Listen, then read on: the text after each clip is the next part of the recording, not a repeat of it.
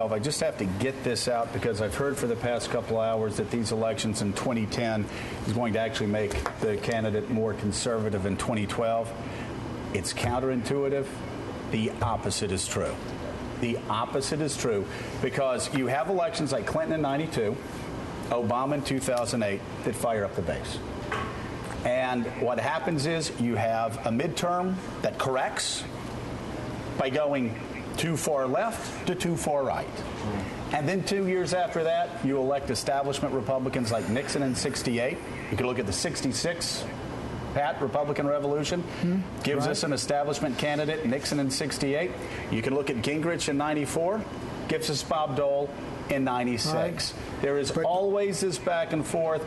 We're going to dart way right, and you watch Mitt Romney mark it down this morning. Mitt Romney is the benefactor of the lunge to the right, because it's a correction from Obama lunging left.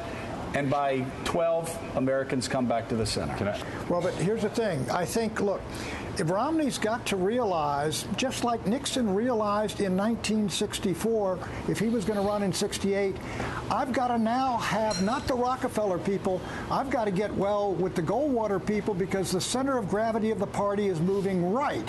And we recognize that. Romney realizes that there's an enormous force out here, and if he, a moderate conservative Republican, is going to win, that force has got to be behind him. That would dictate to me that I go right into Delaware, stand up beside that lady and say, we're going to fight, we're behind now, and get behind her. What do you lose by doing something like that? You lose absolutely nothing.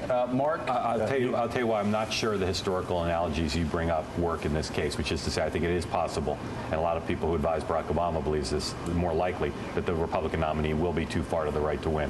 One is we didn't have Fox News and other organs like that back in the past, which is a huge driver of keeping the Tea Party victory momentum going and forcing Republican presidential candidates to pander. And I think of the 6, 7, or 8 people who can win the Republican nominee, very few of them will have the political skill and courage to run for the party's nomination while the Tea Party is in ascendancy.